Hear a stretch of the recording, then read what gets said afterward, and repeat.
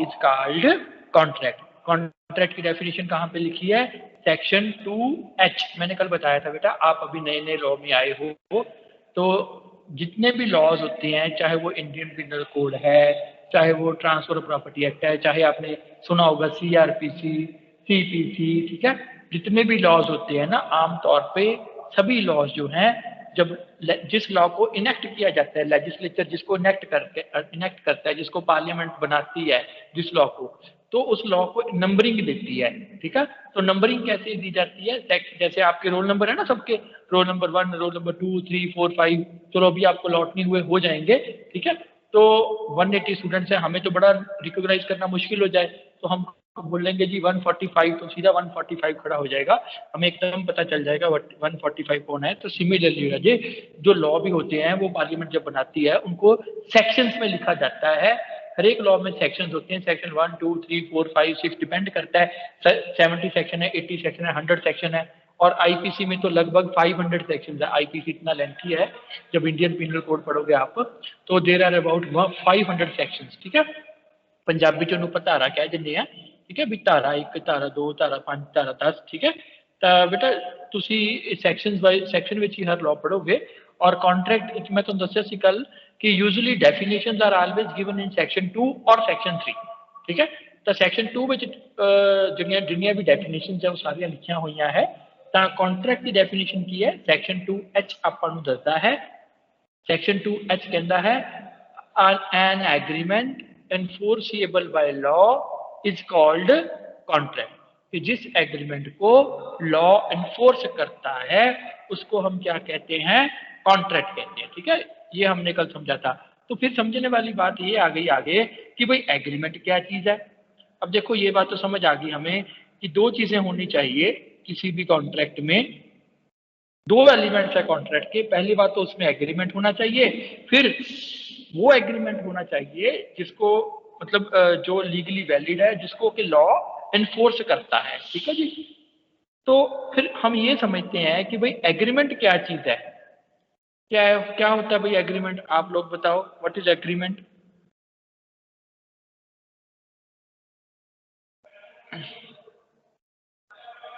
Agreement बताओ, hand raise करो अपने। हाँ जी, अर्शदीप कौर रजी, आप बताओ। अर्शदीप कौर बताए एग्रीमेंट क्या होता है? Promise plus promise, example reciprocal promises. बेटा इन्नी जल्दी एग्जांपल ते ना आ जाया करो, ठीक है। पहले आराम नाल दस दिया करो कि एग्रीमेंट की हुंदा है, ठीक है। आराम नाल दस दिया करो कि व्हाट इज एग्रीमेंट। हाँ जी, हुण पहले आराम नाल दसो कि एग्रीमेंट की हुंदा है। दो जानियां विचकार कीता गया प्रॉमिस सर। हाँ, very good very good. When two persons make promise with each other that is called agreement. Simple language है वैसे ये बेटा, एग्जैक्ट डेफिनेशन नहीं हैगी, आप सिंपल लैंग्वेज से गल कर रहे हैं कि when two persons, when two or more persons कह लो, when two or more persons make promise with each other that is called agreement. जब दो या दो से ज्यादा पर्सन एक दूसरे के साथ कुछ प्रॉमिस करते हैं तो उसे हम क्या कहते हैं? एग्रीमेंट। इसकी डेफिनेशन पता क्या है? इसकी डेफिनेशन भी नोट कर लो, सेक्शन 2E डिफाइन करता है एग्रीमेंट को। एग्रीमेंट क्या कहता है? एवरी प्रॉमिस, लिख लो बेटा पहले, फिर आप हाथ खड़े कर लेना। पहले आप लिख लो section 2E, section 2 sub section E, bracket में लिखोगे E, every promise and every set of promises forming the consideration for each other. Every promise and every set of promises forming, F-O-R-M-I-N-G, forming the consideration for each other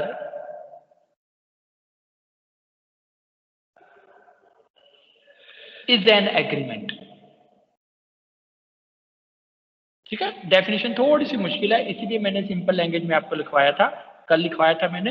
in an agreement, आप फिर अगली line आप लिखेंगे, in an agreement there is a promise from both sides. Sir दोबारा इन repeat एन करियो। Agreement की फर्स्ट रिपीट करा लाइन बेटा दोबारा, सर फर्स्ट लाइन दोबारा शुरू तो रिपीट रिपीट करो। करा, हाँ जी शुरू तो बेटा शुरू तो मैं यस सिंपल ही सर। बोल देना हूं, मैं कितने नोट नहीं किता हुंदा, मैं तो सिंपल बोल देना हूं बस। ठीक है, की लिखवाया मैं शुरू तो भाई फर्स्ट लाइन में की लिखवाई है, मैंने कोई दसे।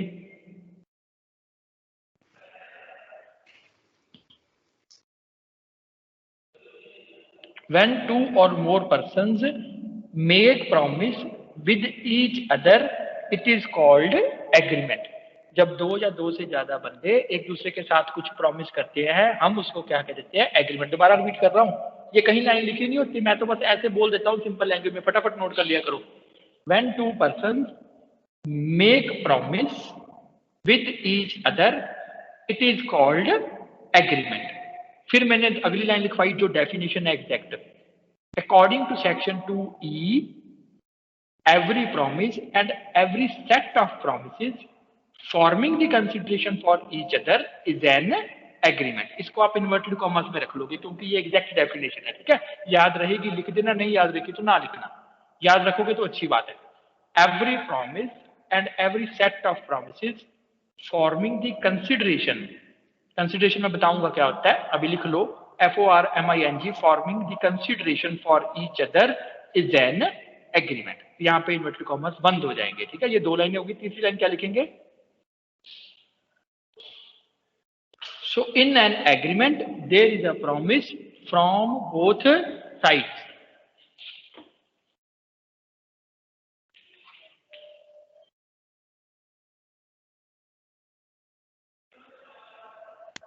सर थर्ड लाइन दोबारा रिपीट करना sir. In an agreement there is an promise from both sides.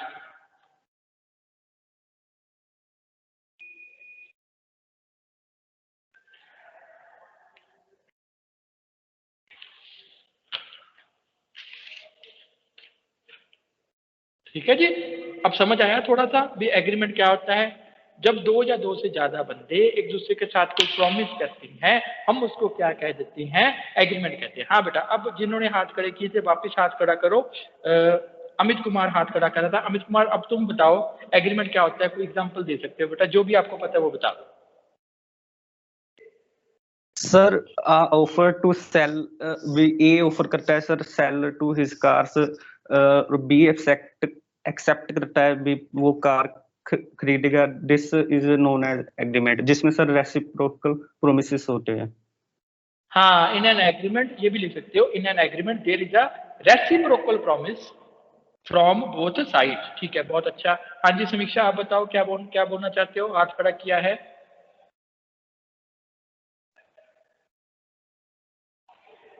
समीक्षा, you want to say something? नहीं, चलो शायद गलती से खड़ा कर दिया होगा। तो एग्रीमेंट में क्या होता है? दोनों साइड्स की तरफ से कुछ ना कुछ रेसिप्रोकल प्रॉमिसेस होते हैं। अब हमने वर्ड यूज किया कंसिडरेशन, है ना? कंसिडरेशन क्या होता है इसको लिख लो, कंसिडरेशन का मीनिंग लिखो। Consideration means something in return. Consideration means something in return for promise. Consideration means something in return for promise. बदले में आप क्या कर रहे हो? अब देखो, हम सिंपल एक एग्जांपल लेते हैं। हम we will start from a very simple example. Suppose there are two persons A and B. ठीक है, suppose there are two persons A and B. A offers to sell his car to B. A क्या offer कर रहा है B को? A offers to sell his car to B. B accept that offer. B ने उस offer को क्या कर लिया? एक्सेप्ट कर लिया। ठीक है जी।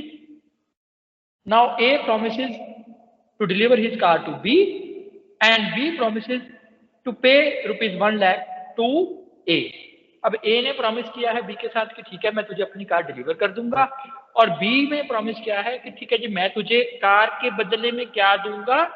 1 लाख। अब देखो, ए ने प्रॉमिस किया है बी के साथ, क्या प्रॉमिस किया है? कि मैं तुझे अपनी कार डिलीवर करूंगा, I will deliver my car to you. A ने एक प्रॉमिस कर दिया, और फिर इस प्रॉमिस के बदले में एक प्रॉमिस और किया है बी ने क्या कहा, ठीक है भाई मैं तुझे 1 लाख रुपीज दूंगा। तो जो ए ने प्रॉमिस किया, जो ए ने कार बेचनी है, अब फ्री में तो देगा नहीं, उसकी कंसिडरेशन उसे मिल क्या रहा है, इस कार के बदले में उसे मिल क्या रहा है, 1 लाख। ठीक है, तो ए ने इसलिए प्रॉमिस किया है क्योंकि बी ने भी उसको 1 लाख देने का प्रॉमिस किया है। ठीक है, एक प्रॉमिस जो है वो दूसरे की कंसिडरेशन है। मेरी बात समझ में आ गई? अब बी ने क्या प्रॉमिस किया है, I will pay you ₹1 lakh, तो बी को उसके बदले में क्या मिल रहा है, कार मिल रही है। बी को उसके बदले में क्या मिल रहा है, ए भी कोई प्रॉमिस कर रहा है, बी को ए का प्रॉमिस मिल रहा है। क्या प्रॉमिस मिल रहा है कि I will deliver you my car. बेटा कंसिडरेशन का होना बड़ा जरूरी है। कंसिडरेशन का मतलब क्या है कि देखो जी, आप मेरे पास आए, आपने कहा कि सर आप हमें हमारा बिजनेस है ना, मैं अपने बिजनेस में से आपको एग्जांपल दे रहा हूँ, हमारा बिजनेस वॉचेस का है। तो आप मेरे पास आए, आपने कहा कि सर ये वॉच हमें पसंद है, तो आपने सेल करनी है। मैंने कहा हाँ जी सेल करनी है, कितने पैसे, मैंने कहा 1000। ठीक है जी, तो मैं आपको वॉच देने का प्रॉमिस कर रहा हूं, आप वॉच के बदले में मुझे क्या प्रॉमिस कर रहे हैं कि हम आपको 1000 दे देते हैं या दे देंगे। ठीक है, तो इसको ये 1000 ये क्या है, ये वॉच का कंसिडरेशन है। बात समझ में आ गई कि मैं आपको वॉच तब दूंगा जब आप मुझे 1000 देंगे, something in return for promised. कि ठीक है जी, मैं तो आपको वॉच दे रहा हूं, आप उसके बदले में मुझे क्या दे रहे हैं, आप मुझे 1000 रुपीज दे रहे हैं। मैं तो आपको कार दे रहा हूं, आप उसके बदले मुझे क्या दे रहे हैं, आप मुझे 1 लाख दे रहे हैं। आप मुझे 1 लाख दे रहे हैं, मैं, आप पूछेंगे कि हमें 1 लाख के बदले में क्या मिलेगा, इसकी क्या कंसिडरेशन है 1 लाख की, ऐसे तो नहीं दे रहे ना 1 लाख, तो मैं कहूंगा जी मैं आपको कार दूंगा। तो ये क्या होती है, consideration, something in return for promise. दुनिया में बेटा कोई चीज मुफ्त तो नहीं मिलती ना, हर चीज की एक कीमत है। ठीक है, अब यहाँ पे मैं जॉब कर रहा हूँ कॉलेज में, तो मैं यहाँ पे सर्विस प्रोवाइड कर रहा हूँ और मुझे उसके बदले में क्या मिल रही है, सैलरी मिल रही है। तो मैंने प्रॉमिस किया है आई विल टीच, मैंने कॉलेज के साथ प्रॉमिस किया कि I will teach in this college, और कॉलेज ने मुझे प्रॉमिस किया कि we will pay you this and this amount. ठीक है, तो हम दोनों ने एक दूसरे के साथ कोई प्रॉमिस किया है, जब दोनों साइड एक दूसरे के साथ कुछ प्रॉमिस करती हैं वो क्या बन जाता है, एग्रीमेंट। अच्छा, शुरुआत कहां से होती है, ऑफर से। ठीक है जी, शुरुआत कहां से होती है, ऑफर से। जैसे अब हमने एग्जांपल ली कि ए offers to sell his car to B for ₹1 lakh and B accept this offer। B ने उस ऑफर को क्या कर लिया, एक्सेप्ट कर लिया। अब जो मैंने, ए ने ऑफर किया है, बी ने उसको एक्सेप्ट किया है। ठीक है जी, ये क्या हो गया, ये प्रॉमिस बन गया। प्रॉमिस दोनों ने एक दूसरे के साथ कुछ ना कुछ किया है, दो प्रॉमिसेस इकट्ठे हो गए, वो एग्रीमेंट बन गया। और जब एग्रीमेंट अगर वैलिड है उसको लॉ एनफोर्स करता है। बेटा हमने कहा ना an agreement enforceable by law, उसका मतलब क्या है कि एग्रीमेंट वैलिड होना चाहिए, वाइड नहीं होना चाहिए। ठीक है, तो अगर एग्रीमेंट वैलिड है उसको लॉ एनफोर्स करता है, लॉ उसकी रेमेडी प्रोवाइड करता है। अगर वो एग्रीमेंट तोड़ेगा एक बंदा, तो लॉ दूसरे बंदे को उसकी रेमेडी प्रोवाइड करेगा। तो हम क्या कह देते हैं कि भाई ऐसा एग्रीमेंट क्या है, it is enforceable by law. तो हमने कल एग्जांपल ली थी कि भाई देखो, an agreement to sell a car, it is enforceable by law, hence it is a contract. But an agreement to go to a movie, अब दो दोस्त एक दूसरे के साथ प्रॉमिस करते हैं कि चलो भाई हम शाम को इकट्ठे मूवी देखने चलेंगे। ठीक है जी, an agreement to go to a movie is not enforceable by law. ये तो एक कैजुअल प्रॉमिस है, ये तो एक कैजुअल एग्रीमेंट है, इसको लॉ एनफोर्स नहीं करता।